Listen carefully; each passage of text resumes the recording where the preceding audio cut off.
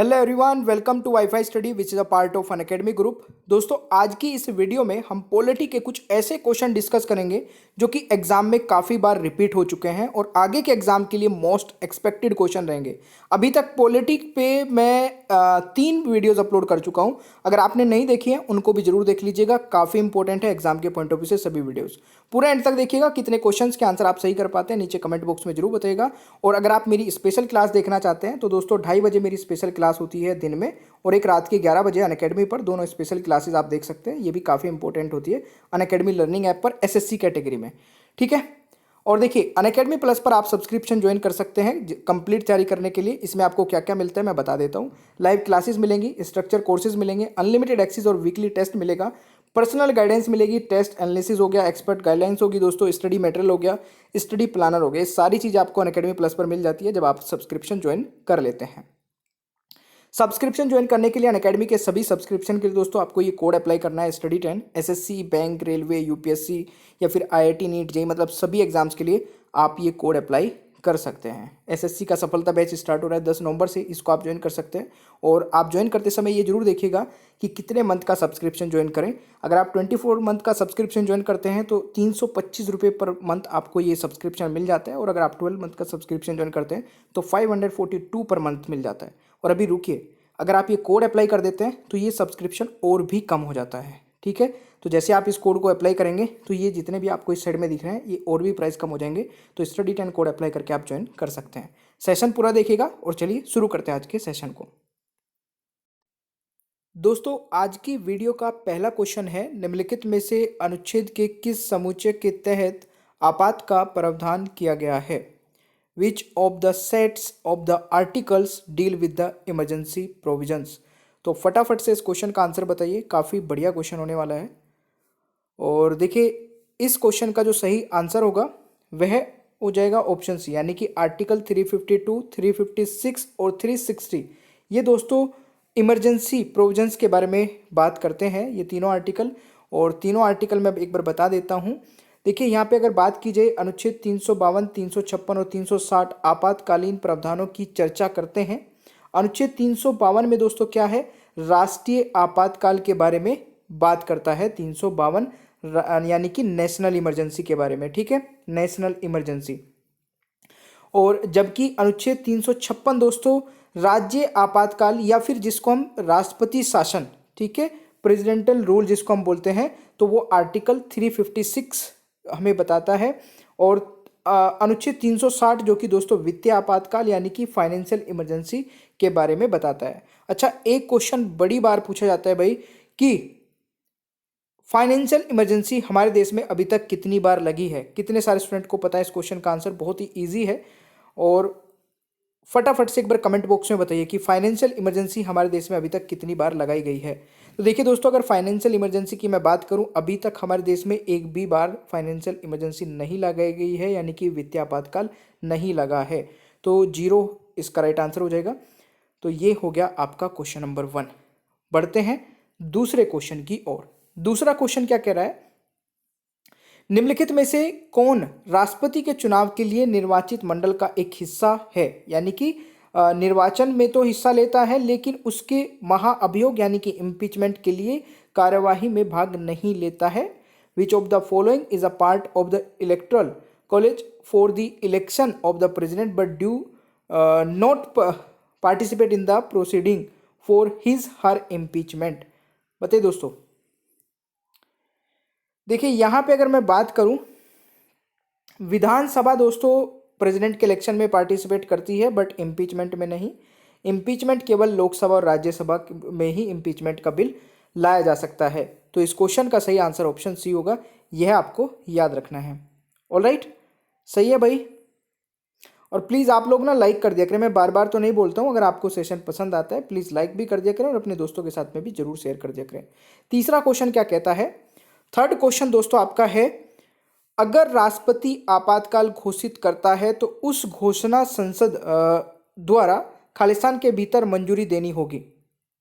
अगर राष्ट्रपति आपातकाल घोषित करता है, ध्यान से सुनिए, तो इस घोषणा को संसद द्वारा कितने दिनों में मंजूरी देनी होगी, बहुत ही इंपॉर्टेंट है, क्योंकि इस क्वेश्चन में मुझे पता है मैक्सिमम स्टूडेंट 6 मंथ आंसर लगा रहे होंगे, बट नहीं दोस्तों, नहीं, 6 मंथ नहीं, राइट आंसर इज 1 मंथ।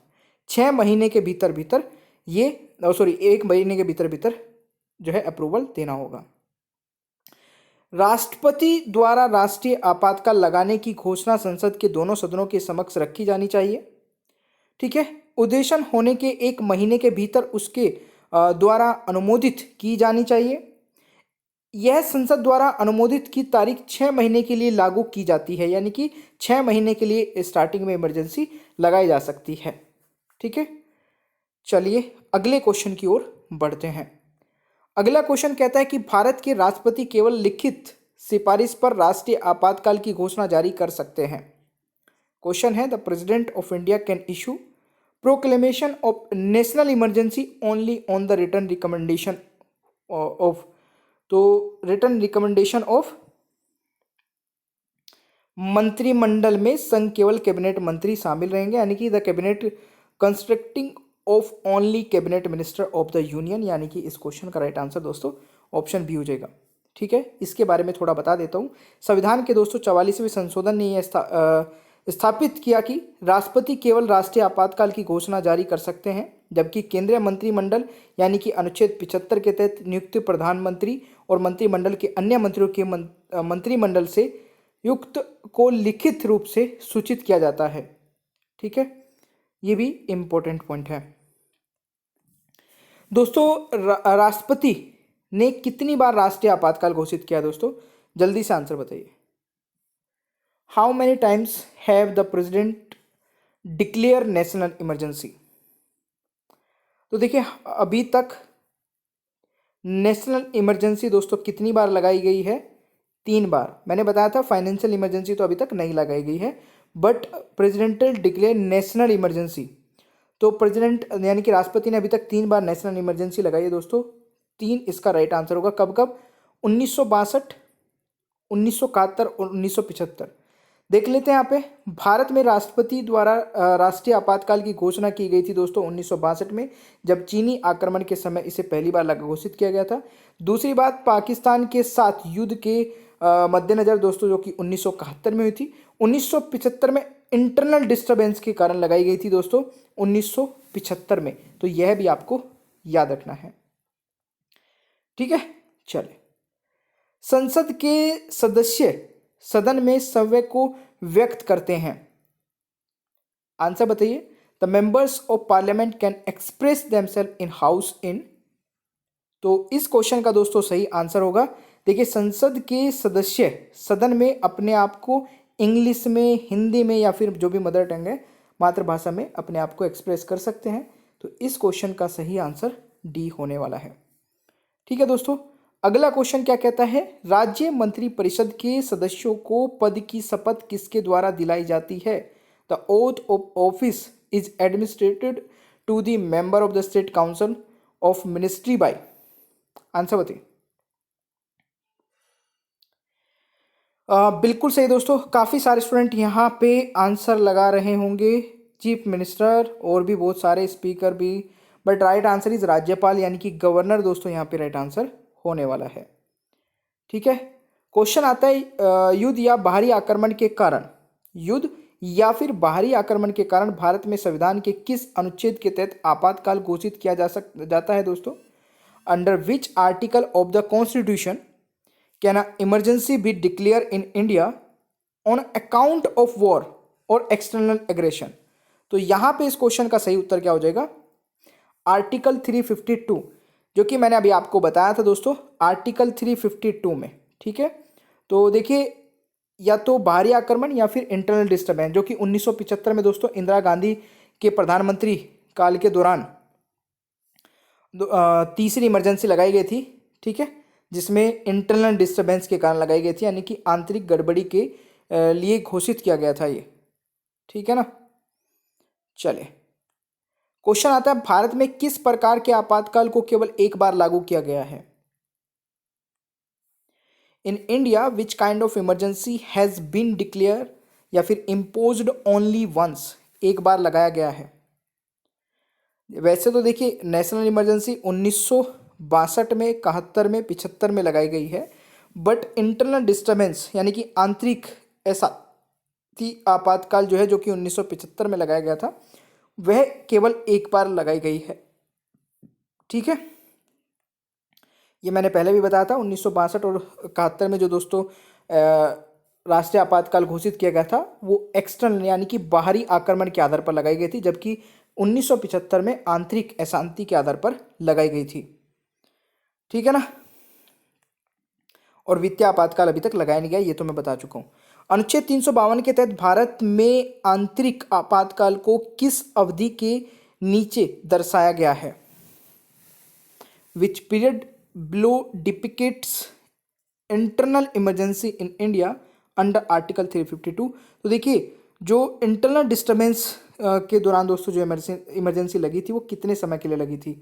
तो ये 1975 में लगी थी, आप सभी जानते हैं। 20 जून 1975 में सबसे 25 जून 1975 में और से लेके 21 मार्च 1977 तक लगी थी।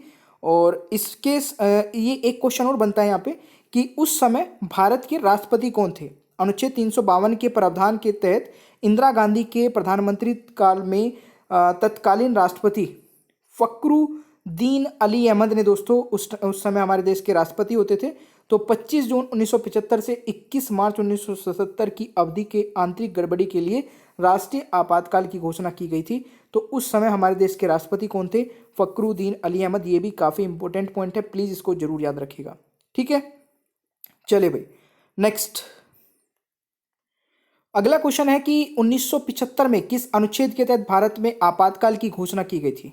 तो ये तो बड़ा ही इजी हो गया क्योंकि अभी मैं यही डिस्कस कर रहा था। आर्टिकल 352 यहाँ पे राइट आंसर होगा। ऑलराइट, अगला क्वेश्चन आता है 1975 में आपातकाल के समय भारत के राष्ट्रपति के रूप में कौन सेवा कर रहे थे? तो ये भी यार अभी मैंने बताया है, फखरुद्दीन अली अहमद। ये भी इजी क्वेश्चन हो गया है। ठीक है, चलिए अगला क्वेश्चन आता है हमारे संविधान की प्रस्तावना में प्रबंधन है कि भारत है। आपको बताना है प्रिम्बल के अकॉर्डिंग भारत क्या है। ये इन चारों ऑप्शन में से कौन सा सही आंसर होगा, जरा बताइएगा। तो देखिए दोस्तों, the preamble to our constitution provide that India is a sovereign socialist secular and democratic republic. यानी कि यहाँ पे इस क्वेश्चन का सही आंसर ऑप्शन बी होगा मेरे प्यारे दोस्तों, ये आपको याद रखना है। ठीक है, अगला क्वेश्चन है अनुच्छेद 352 के तहत जब आपातकाल लागू रहता है तो संविधान का कौन सा प्रावधान निलंबित हो जाता है? During the emergency impose under article 352 which of the following constitution provisions stands suspended. तो देखिए अगर मैं बात करूं यहाँ पे इमरजेंसी के दौरान दोस्तों हमारे फंडामेंटल राइट्स निलंबित कर दिए जाते हैं। एक क्वेश्चन बहुत इंपॉर्टेंट बनता है कि हमारे कौन से फंडामेंटल राइट्स दोस्तों इमरजेंसी के दौरान भी एक्टिव रहते हैं। ये आप मुझे कमेंट बॉक्स में बताएंगे, अभी बता दीजिए, क्योंकि इसी वीडियो में आगे मैं इस पे एक क्वेश्चन है और उसमें मैं ये चीज़ डिस्कस करने वाला हूँ। तब तक आप मुझे कमेंट बॉक्स में बता दीजिए। तो अनुच्छेद 352 के तहत राष्ट्रीय आपातकाल की घोषणा के दौरान नागरिकों के मौलिक अधिकारों को निलंबित किया जा सकता है। ठीक है, फंडामेंटल राइट्स को यानी कि निलंबित किया जा सकता है, बट 2 फंडामेंटल राइट्स ऐसे हैं जिनको निलंबित नहीं किया जाता, वो कमेंट बॉक्स में बता दीजिए। दोस्तों ये क्वेश्चन आपका आता है, नेक्स्ट क्वेश्चन, आपातकाल के दौरान निम्नलिखित में से कौन सा मौलिक अधिकार निलंबित हो जाता है? बता दूं। तो इस क्वेश्चन का दोस्तों सही आंसर क्या होगा? बिल्कुल, आपातकाल के दौरान निम्नलिखित में से कौन सा मौलिक अधिकार निलंबित हो जाता है के सिवाय? तो देखिए पर्सनल लिबर्टी जो है ये आपका निलंबित नहीं होता है, और आर्टिकल 20 और 21 ये बताता है दोस्तों, मतलब 20 और 21 में दोस्तों हमारे पर्सनल लिबर्टी के बारे में बात की गई है। यानी कि अनुच्छेद 352 के तहत आपातकाल की घोषणा के दौरान अनुच्छेद 20-21 के तहत अधिकारों को छोड़कर सभी मौलिक अधिकार जो कि अपराधों के लिए दोषी ठहराते हैं को और क्रमश जीवन और व्यक्तिगत स्वतंत्रता के अधिकार को निलंबित नहीं किया जाता, बाकी सारे निलंबित किए जा सकते हैं। ठीक है, नेक्स्ट क्वेश्चन आता है आपातकाल के किन परिस्थितियों में ऐसे कानून या कार्यकारी आदेश पारित किए जा सकते हैं और अनुच्छेद 19 के विरुद्ध हो? आंसर बताइए। तो इस क्वेश्चन का दोस्तों राइट आंसर होगा कोज बाय वार और एक्सटर्नल एग्रेशन यानी कि युद्ध या बाह्य आक्रमण के कारण। ठीक है, इजी है। बाकी इसके बारे में मैंने थोड़ा और डिटेल में बताया। युद्ध या बाहरी आक्रमण के कारण लगाए गए राष्ट्रीय आपातकाल के दौरान अनुच्छेद 358 के प्रावधानों के अनुसार अनुच्छेद 19 के तहत अधिकार सव्य निलंबित हो जाएंगे। इसका मतलब यह है कि किसी भी कानून को जारी किया जा सकता है या कार्यकारी आदेश जारी किया जा सकता है, यहाँ तक कि आपातकाल की घोषणा के दौरान अनुच्छेद 19 के विपरीत होंगे। ठीक है, यानी कि मैं अभी आपको जो बता रहा था कि 20-21 को छोड़ के सारे फंडामेंटल राइट्स हमारे ब्रीच नहीं बोलेंगे, मतलब हटा दिए जाते हैं, उनको निलंबित कर दिया जाता है। ठीक है, वो एक्टिव नहीं होते। तो उस समय में अगर किसी का फंडामेंटल राइट ब्रीच भी होता है तो उसको काउंट नहीं किया जाएगा। निम्नलिखित में से कौन से जोड़े का सही मिलान किया गया है, बताइए। तो यहाँ पे ADM जबलपुर आपातकाल में नागरिकों का अधिकार, ये आपका सही काउंट किया गया है। इसकी अगर मैं बात करूं, इंद्रसानी बनाम भारत संघ का मामला भारत के अन्य पिछड़े वर्ग के लिए आरक्षण से संबंधित है। विशाखा मामला कार्यस्थल पर महिलाओं के अधिकारों से संबंधित है, ये भी आप याद रख सकते हैं। चलिए जी, भारतीय संविधान के निम्नलिखित अनुच्छेद में से कौन राज्य आपातकाल के लिए प्रदान करता है और एक राज्य में संवैधानिक व्यवस्था को निलंबित करता है? What is the right answer? तो right answer is article 352। Article 352 is the right answer. देखिए, भारत में राष्ट्रपति शासन एक राज्य पर लगाया जाता है जब, बताइए। बिल्कुल, इस क्वेश्चन का राइट आंसर होगा the presidential rule is imposed on a state in India when there is constitutional breakdown. ठीक है, भारत में राष्ट्रपति शासन एक राज्य पर लगाया जाता है जब कहीं पर कॉन्स्टिट्यूशनल ब्रेकडाउन होता है। ठीक है ना, तो इस क्वेश्चन का यानी कि संवैधानिक तंत्र विफल हो जाता है। ठीक है, जहां पर संवैधानिक तंत्र विफल हो जाता है, इसको हिंदी में बोलेंगे। नेक्स्ट है, निम्नलिखित में से कौन राज्यपाल द्वारा नियुक्त किया जाता है? दोस्तों, राज्यपाल द्वारा कौन नियुक्त किया जाता है इन तीनों में से, बताइए जल्दी से। तो देखिए, which of the following are appointed by the governor?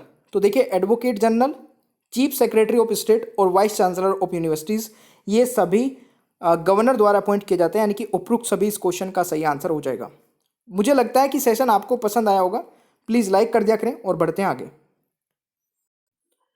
और देखिए गाइज, एक बहुत ही अच्छा फीचर जो कि अनअकैडमी पर आपको मिल जाता है, जहाँ पे आप रिपोर्ट कर सकते हैं कोई भी inappropriate content in the video. मतलब वीडियो में आपको कुछ भी ऐसा लगता है जो कि स्टडी से रिलेटेड नहीं था, तो आप उसको रिपोर्ट करके अपना प्राइज़ विन कर सकते हैं। ठीक है, नीचे ही डिस्क्रिप्शन बॉक्स में आपको एक फॉर्म मिल जाएगा जिसमें आप ये चीज़ें भेज के, और जो सबसे पहले भेजेगा उसको प्राइज़ मिलेगा। ठीक है, बाकी thank you so much guys. Channel को सब्सक्राइब कर लीजिएगा, पीडीएफ भी आप डाउनलोड कर सकते हैं, बेल आइकन को ऑन रखिए और वीडियो को लाइक और शेयर करना भूलिएगा मत। ठीक है, और देखिए, अनअकैडमी पर मेरी 2 स्पेशल क्लासेस हो रही है, इसके बारे में मैं बता देता हूँ। एक तो दिन में होती है दोस्तों 2:30 बजे, ठीक है, और एक होती है रात को 11 बजे। दोनों ही इंपॉर्टेंट है, और दोनों क्लासेस को आप कैसे देख पाओगे? नीचे डिस्क्रिप्शन बॉक्स में मेरी प्रोफाइल का लिंक आपको मिल जाएगा, अनअकैडमी प्रोफाइल का लिंक, उस पर क्लिक करना है, फॉलो कर लेना है, और फॉलो करते ही आपके पास नोटिफिकेशंस आने स्टार्ट हो जाएंगे। ठीक है, तो चलिए मिलते हैं नेक्स्ट क्लास में। Thank you so much.